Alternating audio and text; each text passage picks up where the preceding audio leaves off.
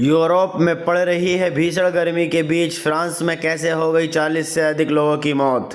Usha veins ने पति JD Vance के सामने खुद के हिंदू होने पर क्या कहा, जिस पर छिड़ी बहस। अमेरिकी विदेश मंत्री बोले, अगर ईरान ने अपने वादे पूरे नहीं किए तो ट्रंप के पास कई विकल्प हैं। दिल्ली रेप मर्डर दावा, आरोपी नपुंसक निकला, रिपोर्ट भी पॉजिटिव आई है। बोले, रेप की कोशिश की, कर नहीं सका, फिर मर्डर किया। दिल्ली में 11 साल की बच्ची के रेप मर्डर को लेकर नया दावा किया गया है। पुलिस सूत्रों के मुताबिक आरोपी कैब ड्राइवर इरेक्टाइल डिस्फंक्शन यानी शारीरिक संबंध बनाने में दिक्कत आने से पीड़ित था। उसकी नपुंसकता रिपोर्ट भी पॉजिटिव आई है। आरोपी ने पूछताछ में पुलिस को बताया कि उसने गाड़ी की पिछली सीट पर बच्ची के साथ रेप करने की कोशिश की, लेकिन इलेक्ट्राइक डिस्फंक्शन के कारण वह ऐसा नहीं कर सका। आरोपी ने कहा कि उसने बच्ची को शोर मचाने पर गंभीर परिणाम भुगतने की धमकी दी और फिर उसे फरीदाबाद गुरुग्राम सीमा के पास एक सुनसान जंगली इलाके में ले गया, जहां उसकी हत्या कर दी और सबको पत्थर के ढेर के नीचे छिपा दिया। आरोपी पे पहले से 5 केस दर्ज, 2 हत्याओं की कोशिश। बिहार के गढ़ी जिले का रहने वाला आरोपी 5 साल से दिल्ली में रह रहा था और 2023 में कैब ड्राइवर बनने से पहले सिक्योरिटी गार्ड का काम करता था। पुलिस ने बताया कि उसके खिलाफ बिहार में 5 क्रिमिनल केस दर्ज हैं, जिसमें हत्या की कोशिश की 2 मामलों में शामिल है। दिल्ली पुलिस आरोपी से जुड़ी 3 बड़ी केस एग्रीमेंट कंपनियों को नोटिस भेजने की तैयारी कर रहा है, ताकि उसके ऑनबोर्डिंग और वेरिफिकेशन प्रोसेस की जानकारी मिल सके। पीड़ित परिवार बिहार के रहने वाले महरौली पुलिस थाने से मिली जानकारी के मुताबिक पीड़ित परिवार मूल रूप से बिहार के रहने वाले हैं। परिवार पहले किराए पर रहता था, गरीबी के चलते किराया नहीं दे पाए तो घर खाली करना पड़ा। इसके बाद परिवार फुटपाथ पर ही रहने लगा था। यूरोप में पड़ रही भीषण गर्मी के बीच फ्रांस में कैसे हो गई 40 से अधिक लोगों की मौत। यूरोप के कई देश इस समय भीषण गर्मी झेल रहे हैं। इनमें फ्रांस, इटली और ब्रिटेन भी शामिल है।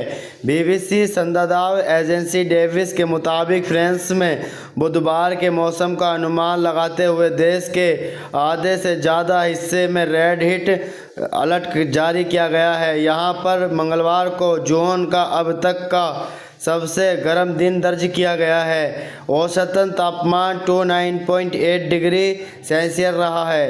इस इटावा से अब तक फ्रांस, स्पेन और इटली सबसे ज़्यादा प्रभावित हुए हैं। फ्रांस में पिछले गुरुवार से अब तक इटावा से जुड़ी घटनाओं में 40 लोगों की मौत हो चुकी है। कुछ ऐसे ही हाल ब्रिटेन का भी है, जहां पर पश्चिम इलाकों में हजारों घरों में बिजली नहीं है। बुधवार को ये इटावा पश्चिम पूरी तरह नए हिस्से की तरह फैलने की आशंका है।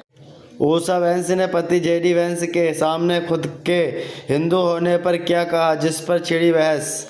अमेरिका के उपराष्ट्रपति जेडी वेंस की तमन्ना रही कि उनकी हिंदू पत्नी ऊषा वेंस भी कैथोलिक बन जाएं। जेडी वेंस खुद 2019 में कैथोलिक ईसाई बनी थीं। कैथोलिक बनने से पहले जेडी नास्तिक थे, यानी जोडी जब नास्तिक थे तभी ऊषा से उसकी शादी हुई थी। जेडी वेंस के पिछले साल दिए गए एक बयान के बाद काफ़ी विवाद खड़ा हो गया था। उन्होंने इच्छा जताई थी कि उनकी पत्नी ऊषा एक दिन उनके अधिकतर मार्ग को अनुसार करेंगी। जेडी वेंस की इसी इच्छा पर भारत में भी सोशल मीडिया पर काफ़ी बहस हुई थी। ऊषा अभी जेडी वेंस के 4थे बच्चे की मां बनने वाली हैं। इसी महीने 14 जून को ऊषा ने बीबीसी न्यूज़ के रिपोर्टकास्ट को दिया इंटरव्यू में कहा कि उन्होंने काफ़ी धर्म परिवर्तन करने की जरूरत महसूस नहीं हुई। राष्ट्रपति डोनाल्ड ट्रंप ने दावा किया कि कई दशकों में पहली बार अमेरिका और उसके राष्ट्रपति को ईरान इतनी इज्जत दे रहा है। सोशल मीडिया पर पोस्ट कर उन्होंने कहा, ईरान इस वक्त कमजोर स्थिति में है और समझौते के लिए लगभग हर शर्त मानने को तैयार है।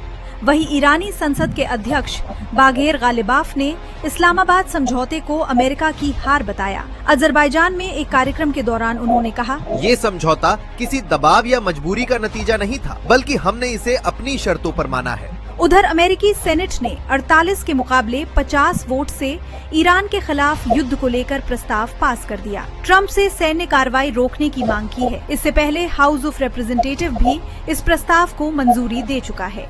दैनिक अमेरिका में पेट्रोल की औसतन कीमत मई में $4.56 प्रति गैलन के उच्च स्तर पर घटकर $3.92 की प्रति गैलन रह गई है। हालांकि एक साल पहले पेट्रोल की औसतन कीमत $3.22 प्रति गैलन थी, जो मौजूदा कीमत से 70 सेंट कम थी। यानी कीमत अभी भी पिछले साल के मुकाबले काफ़ी ज़्यादा है।